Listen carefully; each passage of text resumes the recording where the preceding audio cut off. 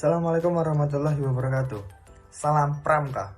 Perkenalkan, nama saya Danan Wijaya, NPM 21530530117 dari program studi PGSD.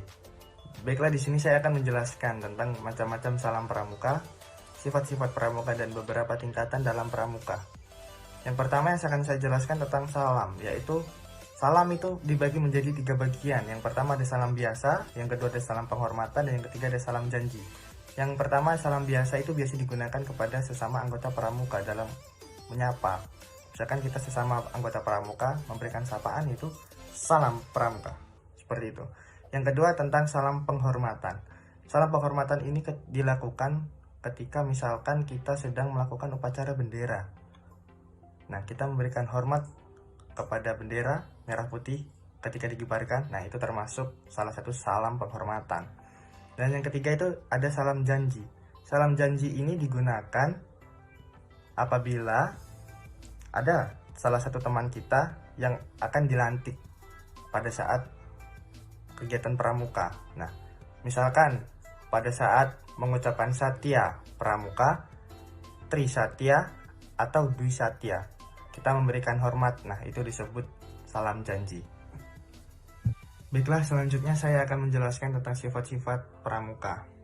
Sifat-sifat pramuka itu ada 3. Yang pertama nasional, yang kedua internasional, yang ketiga universal. Bersifat nasional, artinya organisasi yang menyelenggarakan kegiatan pramuka diadakan dalam sebuah negara, itu harus menyesuaikan pendidikannya, menyesuaikan keadaan, kebutuhan, dan kepentingan dari masyarakat bangsa di negara itu sendiri. Yang kedua itu bersifat internasional. Internasional itu artinya kepramukaan di negara manapun di dunia ini harus membina dan mengembangkan rasa persaudaraan, persahabatan antara sesama pramuka dan sesama manusia. Dan yang ketiga ada sifat universal. Bersifat universal artinya menyeluruh dan dapat dipergunakan di mana saja untuk mendidik anak-anak dari bangsa manapun. Seperti itu. Baiklah, yang terakhir adalah tingkatan pramuka. Dalam pramuka itu terdapat beberapa tingkatan. Yang pertama itu ada tingkatan pramuka siaga. Tingkatan ini diisi dengan anggota yang masih kecil, biasanya anak umuran SD.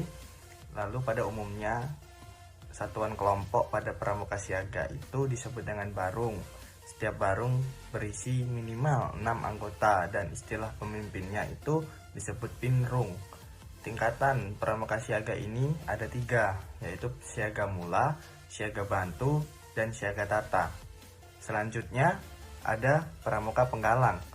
Pramuka penggalang ini anggotanya berumur sekitar 11 sampai 15 tahun.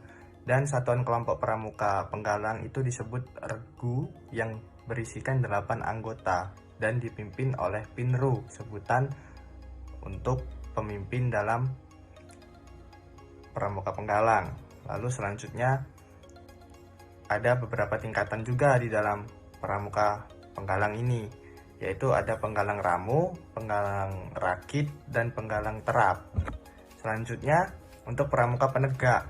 Pramuka penegak ini berumur sekitar 16 sampai 20 tahun. Satuan kelompok pramuka penegak disebut sangga yang dipimpin oleh pinsa, sebutan untuk pemimpin sangga. Satu sangga itu berisi 6 sampai 8 anggota penegak